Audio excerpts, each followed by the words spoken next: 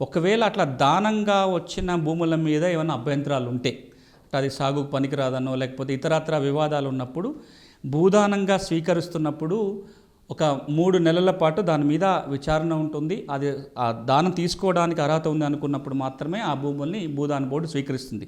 దాని అర్థం ఏంటంటే ఇచ్చిన ప్రతి భూమిని భూదాన్ బోర్డు తీసుకోదు. దానంగా ఇచ్చిన దాన్ని పరిశీలించి ఏదైతే మళ్ళీ ప్రజలకు ఇవ్వడానికి అనుకూలంగా ఉందో అలాంటి భూముల్ని దానంగా స్వీకరించడం జరుగుతుంది.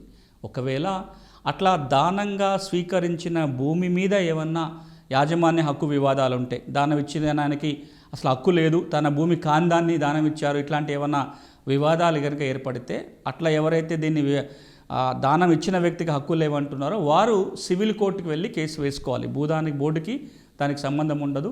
అట్లా దానంగా స్వీకరించిన భూమి కనుక సివిల్ కోర్టు తీర్పుకు లోబడి ఉంటుంది. ఇది స్వీకరించే సమయంలో జరగాల్సిన కార్యక్రమం.